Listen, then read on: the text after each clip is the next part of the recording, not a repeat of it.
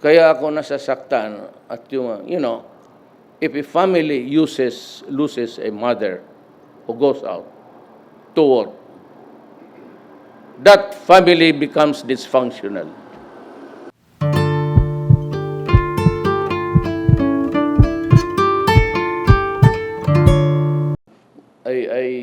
I wanted to deliver a medyo a longer speech, but talagang mainit ang panahon, and I know that it would be a relief if we go somewhere after this. I will just read a very short speech, but a very meaningful one.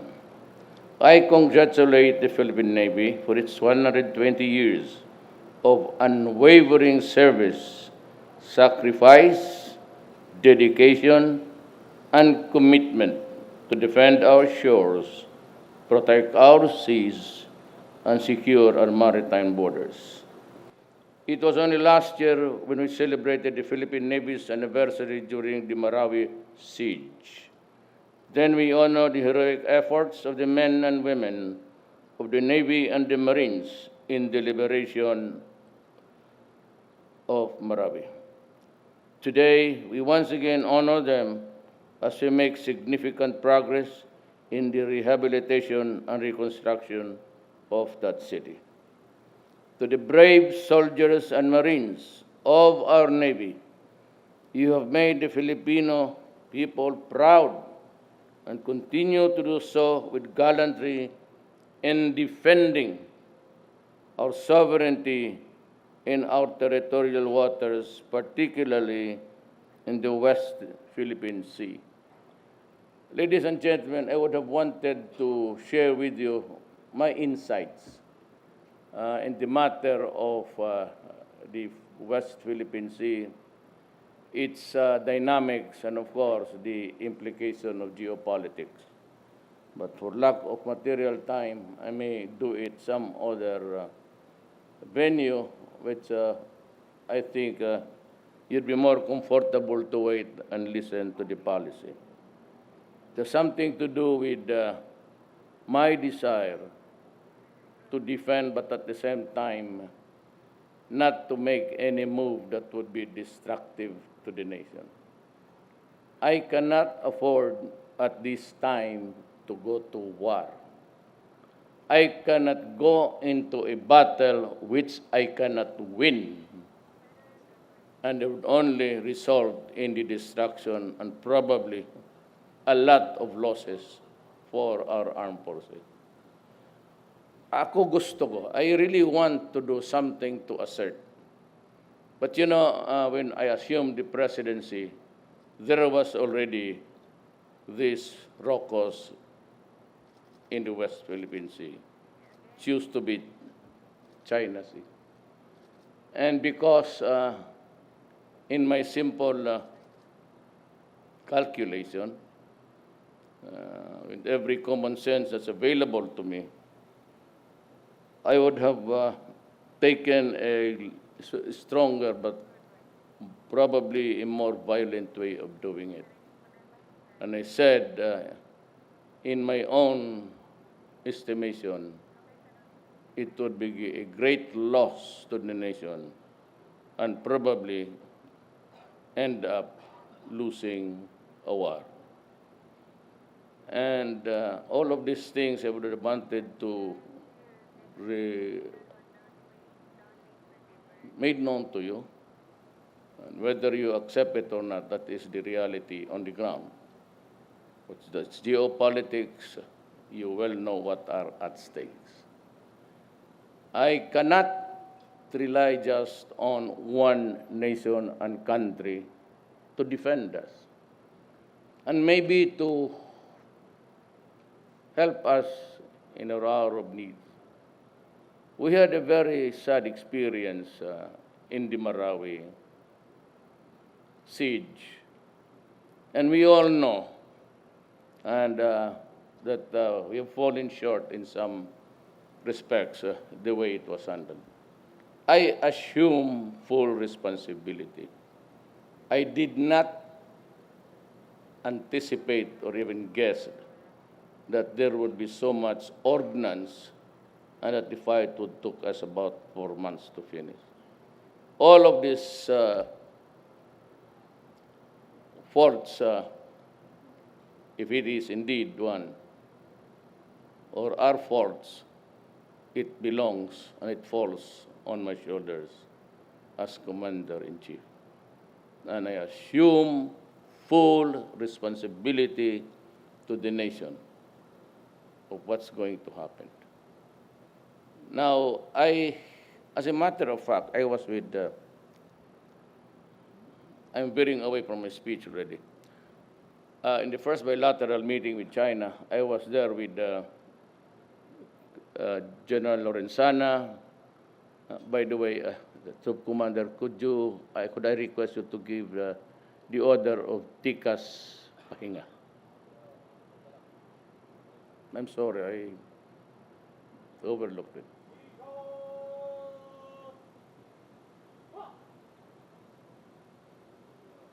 Generals Lorenzana, Anyo, and I think it was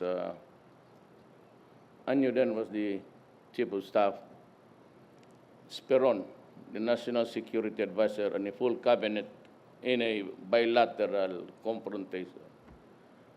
And I began by just asking that, if it's an inventory, you can look at it, and it's all firearms. Yung forma ng baril nandyan.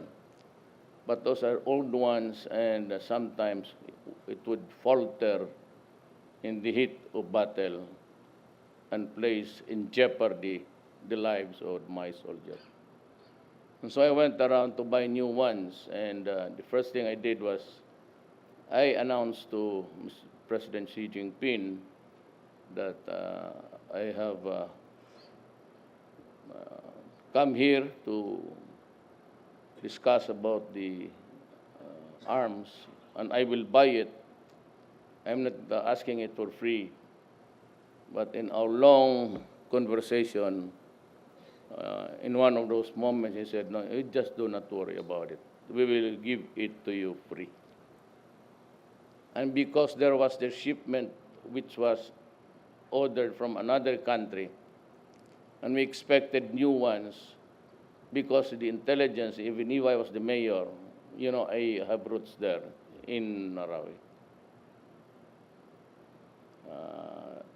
The intelligence came very fast that there was a build-up.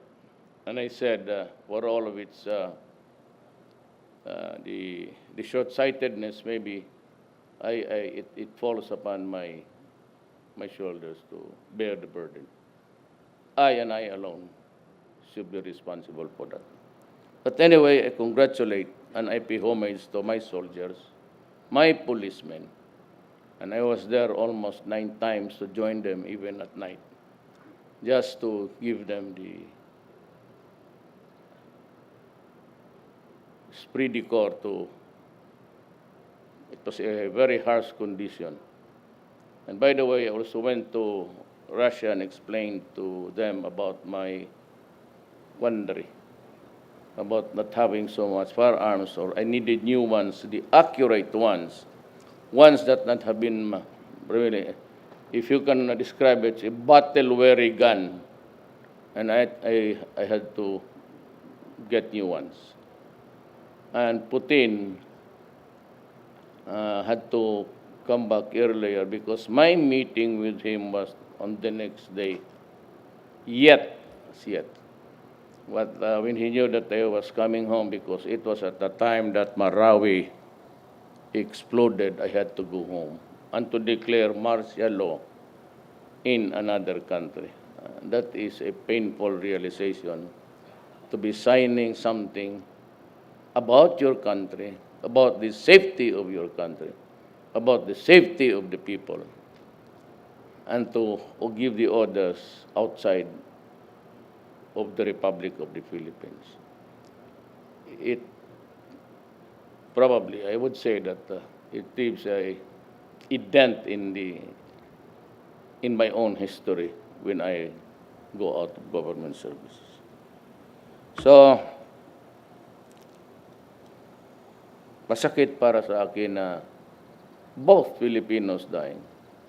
But since I am the commander-in-chief, I had to stay with my soldiers and my policemen. And I will continue to place a premium. Ganito kasi yan eh. A lot of complaints has been raised about government people raising howl about the doubling of salaries. In an ordinary time, or even during extreme conditions or extreme danger, we go out with the bureaucracy. We go out of our house expecting to be back at night to join our family.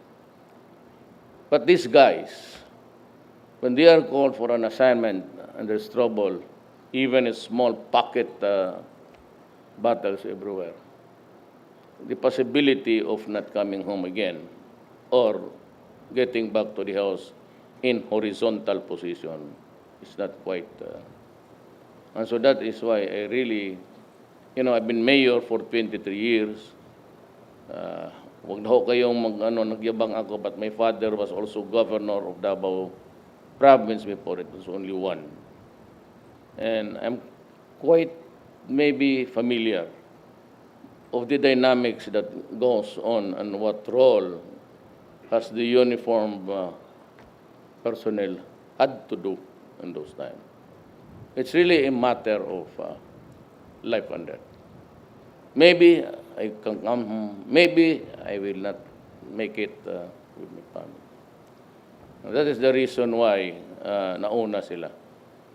Because I was way ahead, actually. I made that promise as a campaign platform to improve the situation of the police and the military. And I must admit that until now, we have so many problems involving the police. And we are struggling to correct things. I've chosen the best of the disciplinarians. Unknown people are really very strict in the military ways. I think that I might return the training itself and the militaristic activity training of the police back to the PNP itself. It has not done good since we transferred it to a public safety, with due respect to General De Leon, who was assigned in Davao City before. He's a very competent, but the system it ain't working. And we're producing, to my mind, some lousy men getting into the service under questionable circumstances. Nagkulang tayo doon sa background check and even the matter of the protocol of joining the police. Marami niyan mga salbahe na who are really criminals, but who maneuvered somehow to get into this service. And some of them, sadly, are really into drugs. So I just remind everybody, including, most of all, the policemen, because there are plenty. I'm just warning them that if you are into it, you will be the first to go. You interpret it in many, and whatever suits you would be fine for me. Pero kayo talaga ang uunahin ko. And it is no surprise that we are just also falling down one by one. And the mayors, and the barangay captains. It's a policy which I cannot renege or even move a little backwards. Drugs would destroy the nation, period. And the drug war will include the military and the police. If I were to reduce abbreviated oath of office, and for all of you, lahat tayo, it simply says, our duty mandates us that we must, it's a mandatory direction, we must protect the people and preserve the nation. And to all of those criminals out there, and to all of those rogue policemen and all, creating hell for us, I have yet sufficient time to correct all of these things. You might not like the way how I correct things, but I would just like to warn you that walang atrasan to. And I am there in the drug war, in front, behind you guys, law enforcement and the military people. And I assure you in front of everybody that I will not allow a single soldier or policeman, whatever be the rank, to go to prison just because he was performing his duty. Di mangyari yan.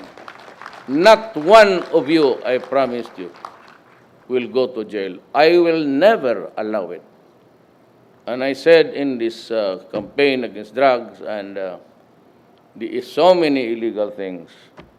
I stake my honor. I've been repeating that all these years, even during the campaign. I stake my honor, my life, and the presidency itself. Wala akong illusions about staying there for 6 years or for 4 years, 2 years. What I'm really would like to happen is that by the time I leave, at least I live with a country where the people are just comfortable, period. Not overfed, but neither hungry. And so have so many things to do. And we are trying to do it. I am complying all of my promises. Graft and corruption, I fire people every day, including cabinet members. In the drug war, marami akong, they just don't know it. But the problem with this, some organizations, I'd like to be courteous to them. Gusto ko magmura, but because of the crowd and in deference to your celebration, you know, look at the newspaper every day.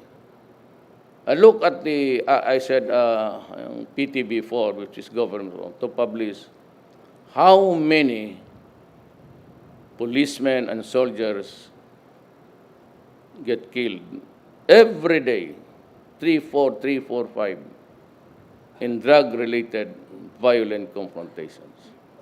The Marawi itself was precipitated by the service of a warrant against a Maote relative for drugs.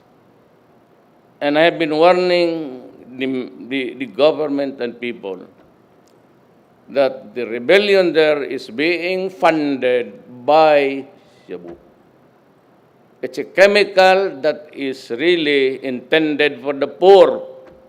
That is why the perpetual attack or complaint is bakit yung mga mahirap ang namamatay. You know, the vow now, or the fad, if you may, is really Shabu, is intended sa mga mahirap. At doon ang labanan, kasi they do it openly and they do not have the mansions, they don't have the ships and the yachts to do it.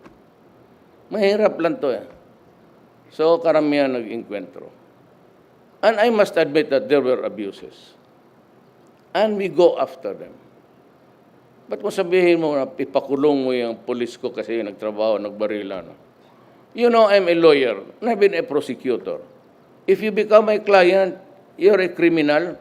All I have to do is to file counter charges of physical abuse. Then the poor policeman has a case to contend with. And when he is suspended, which is usually the case, kung may kaso ka, whether it is a trump-up charge, a fabricated or whatever, that policeman gets suspended and the family suffers the lack of food, and the stopping of the education of the children. Kaya dyan ako nasasaktan.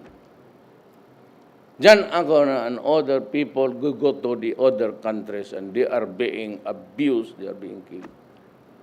And when they send the money back home, these idiots here, they know. And they would just rub it in like a sore thumb every day until bibigay yung tao. Kaya ako nasasaktan at yung, if a family loses a mother who goes out to work, that family becomes dysfunctional. If the father goes out to work in other places, that family becomes dysfunctional. If the mother and father works abroad, that family is totally unstable, dysfunctional, at iiwan lang yung mga anak dyan sa mga kapatid, yung iba sa kapitbahay, para lang makapag-aral ang anak nila, and they endure sleepless nights, food that is, I'm not attributing to any country. We're okay now with Kuwait. We're okay now with Kuwait. My conditions were met. That they must be guaranteed before I sign the lifting of the ban. And the Kuwait government has shown courage also in meeting our challenge. I demanded that they be allowed to sleep 7 hours, guaranteed. No physical abuse. That their cell phones and passports are not confiscated. And they have a day off once a week. So if these conditions are met, I'll sign the lifting of the ban. And frankly, I'd like to thank officially the Kuwait government for giving us these conditions which would better place in a more basi kunting kaligayahan lang naman sa mga OFW. And I think that would be really, from now on, the conditions, that would be a condition sine qua non before we enter into contracts about our brothers and sisters.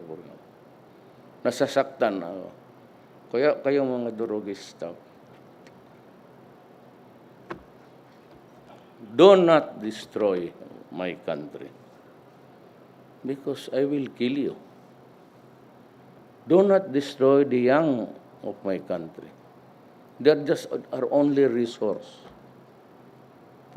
Papatayin talaga kita. We are a poor nation. We hardly make both ends meet. Pero pag ginagawa ko, what was this? My father was Chinese Lam. So, kayong mga in-check nakikinig, do not bother being hurt. Pero may mga dyan sa Cebu na mga yumaman sa drugs tapos magyabang pa na. I openly admitted in Congress that I was playing with drugs. But it's a merchandise that you have to be caught with it or in your control. And even if it's just a warehouse, if you are out of it a kilometer away and say, I don't have anything with that, that's it. It's just like a firearm. You must be apprehended with the firearm in your control or possession, just like drugs. Because kung wala silang makuha sa'yo sa bulsa mo, and then they would just go about and proclaim to the world, it's correct. I admitted it before Congress that I was playing with drugs, trafficking of drugs. But wala man kayong, what's your evidence that I ever had in my possession? If you do that publicly, tapos you flaunt it as if you are the righteous person just because there is no evidence, although you were the one responsible. You know, if I were you guys in Cebu, stay in jail. You want to live longer? Stay in jail. Maghanap ka, look for your own reason to be in jail. Do not go out of that facility. It would not be healthy for you. So I have my peace. And I can assure you that I see a lot of ships there out. And for the little resources that we have, the only thing that we have to aspire is to have more income. I hold it as an article of faith, having been mayor, congressman, vice mayor to my daughter. And all of the 40 years, I would have completed, I never lost an election. If I complete my term as president for 6 years, I would have served government, started as a prosecutor. And in the fullness of God's time, inshallah. Kung hindi, well, alam ninyo na. Although it is not to the liking of everybody, and I don't give a I do not craft my career to the predilections of other persons. I will just finish it. Baka nakikinig yung gumawa nito. We likewise recognize your accomplishments and contributions in humanitarian assistance, maritime law enforcement, counter-terrorism, and disaster relief operation. These noble endeavors have made our kababayans feel safer in challenging circumstances. We are indeed we live in exciting times, and for our armed forces as we further enhance the capability of our Navy. Since the beginning of this administration, I have exerted efforts to upgrade your equipment and artillery, which now include additional 2 units of TC-90 aircraft, 2 units of multipurpose assault crafts, and 1 strategic sea vessel, among others. I am happy to say that the government is currently working on implementing the second horizon of the revised AFP modernization program, which encompasses a number of projects for the Philippines amounting to 77 million. By the way, allow me to just insert something. I don't know if I'm supposed to make it public, and I really do not have a way of knowing whether it would make Esperon happy or not. But in my table, before I left, that's why I was late, because I was reviewing it. Jordan is giving us 2 Cobra helicopters. Those things that we cannot really afford. Maybe in my term. Tapos, you know, there was this, I was criticized by a human rights commissioner, or the highest guy. And he said maybe Duterte needs to go to the psychiatrist. I would have wanted to, but Esperon said, no, do not do it. Maybe, Mayor, you can swallow insults. Anyway, you are doing it almost every day. You are throwing curses, epithets, and all. And the people that you, hindi mo rin sila makaganti, this time I'm asking you to shut up. Why? You know, that high official there is the brother of the king of Jordan. Because I prepared a little, you know, as a, maybe a rebuttal. And I said, and he said, please do not do it. Or else I will lose he was the one who worked for it. He's now there in Jordan. So I got this electronic copy for his authority to accept it. And to Jordan, which faces the same problem like the Philippines, it's terrorism. I would have wanted to talk about terrorism and how the geopolitics in this region are played. But I'm willing to have breakfast with your officer and explain my position. Why am I adopting this policy? Some of you, the smart ones, alam mo naman, we cannot fight the battle. So what am I doing? What I'm doing, So I do not have time. But I'm willing to talk to you guys, every one of you. Let's have a budur fight, and I will explain to you how geopolitics is evolving in this part of the region. I will finish by saying, together with the armed forces of the Philippines, I am confident that one day we will realize our aspiration of building a strong and resilient nation. I therefore ask each of you to do your part so that in the next 120 years, we can establish a naval force that will last lifetime, and maybe we can start invading other nations. Again, happy 120th anniversary at mabuhay ang hukbong dagat ng Pilipinas. Congratulations. And my snappy salute.